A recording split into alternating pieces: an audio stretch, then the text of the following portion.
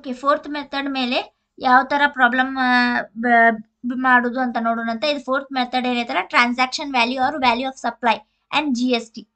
ಇದು fourth method ಐತಿ. Example problem ಅದ್ರ ಮೇಲೆ, compute the transaction value of a taxable goods and GST payable from the following information. Product sold to Pune from the dealer of Nagpur rupees 1 lakh including GST. ಅಂದ್ರೆ 1 lakh ದಾಗ GST 10,000 include ಐತಿ. ಅಂದ್ರೆ ನಮ್ದು amount, actual amount ಏನಕ್ಕೈತಿ 90,000 ಆಗುತ್ತೆ.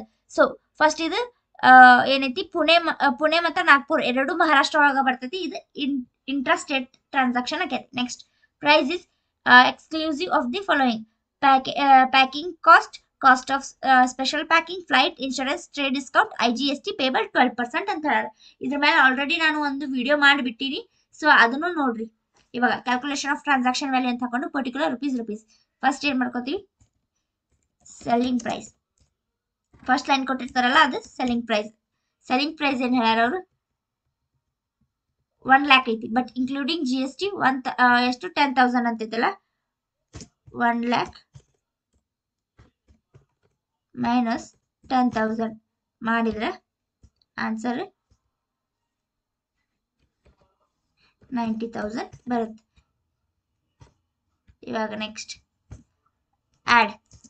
ಕ್ವಶನ್ನಾಗ ಏನಾದ್ರು charges ಇದ್ರೆ add ಮಾಡೋದು. Next, less. Discount ಅಂತ ಏನಾರ ಶಬ್ದ ಇಲ್ಲ ಸಬ್ಸಿಡಿ ಅಂತ ಏನಾರ ಶಬ್ದ ಇದ್ರೆ ನಾವು ಇಲ್ಲೇ ಲೆಸ್ ಮಾಡ್ತೀವಿ.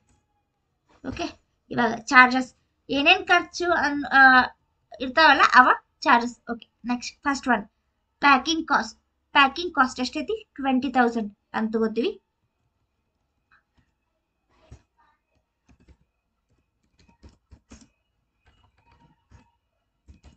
ಪ್ಯಾಕಿಂಗ್ ಕಾಸ್ಟ್ ಅಮೌಂಟ್ ಎಷ್ಟೈತದ 20,000.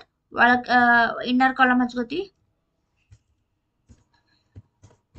20,000.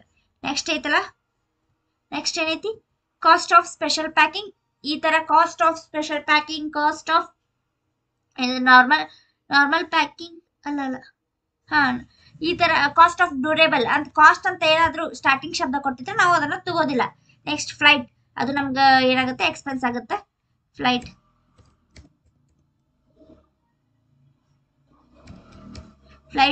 ಅಮೌಂಟ್ ಎಷ್ಟೈತಿ, 10,000.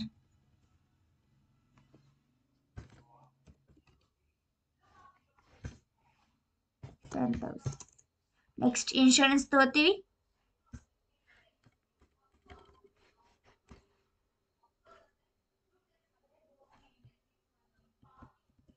Okay, next insurance.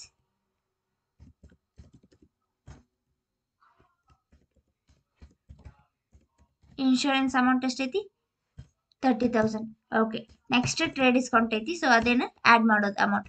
ಇವಾಗ ಇವ್ನ ಮೊದಲು ಆಡ್ ಮಾಡ್ಕೊಂಡ್ರೆ 20,000 ಪ್ಲಸ್ 10,000 ಪ್ಲಸ್ 30,000 ಮಾಡಿದ್ರೆ ನಮ್ಗೆ ಆನ್ಸರ್ ಎಷ್ಟು ಬರುತ್ತೆ, 60,000 ಆನ್ಸರ್ ಬರುತ್ತೆ. ಇವಾಗ ಆ 90,000 ಒಳಗ ಈ 60,000 ನಾವು ಆಡ್ ಮಾಡಿದ್ರೆ ನಮ್ಗೆ ಆನ್ಸರ್ ಏನ್ ಬರುತ್ತೆ,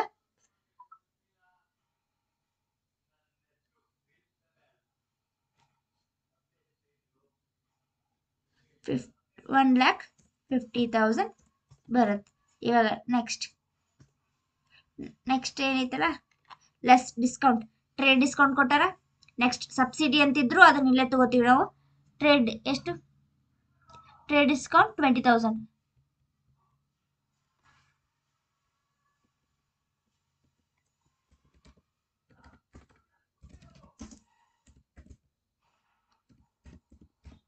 ಡೈರೆಕ್ಟ್ ಒಂದ ಅಮೌಂಟ್ ಐತಲ್ಲ, ಸೊ ನಾವು ಡೈರೆಕ್ಟ್ 20,000 ಹೊರಗೆ ಹಚ್ತೇನೆ.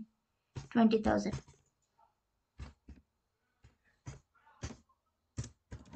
ಈಗ 1,50,000 ಒಳಗ ಈ 20ನ ಮೈನಸ್ ಮಾಡಿದ್ರೆ ನಮಗ 1,30,000 ಬಂದ ಆನ್ಸರ್ ಏನಾಗುತ್ತೆ,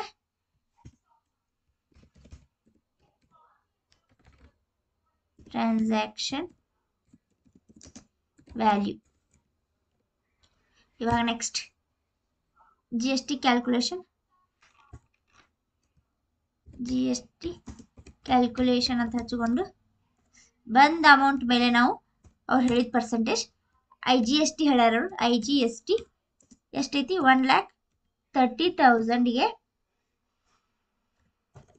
ಎಷ್ಟು ಪರ್ಸೆಂಟ್ ಹೇಳ್ಯಾರ ಅವರು 12% ಮಾಡ್ಕೋಬೇಕು 1,30,000ಗೆ ಇಂಟು 12% ಮಾಡ್ಕೊಂಡ್ರೆ 1,30,000 ಇಂಟು 12% ಮಾಡಿದ್ರೆ 15,600 ಆನ್ಸರ್. ಓಕೆ, ಈಗ ಎರಡು ಆ್ಯಡ್ ಮಾಡಿದ್ರೆ 1,15,000 ಪ್ಲಸ್ 1,30,000 ಮಾಡಿದ್ರೆ 1,45,600 ಇಷ್ಟು ಮಾಡಿದ್ರೆ ಈ ಪ್ರಾಬ್ಲಮ್ ಕಂಪ್ಲೀಟೆಡ್. ಓಕೆ.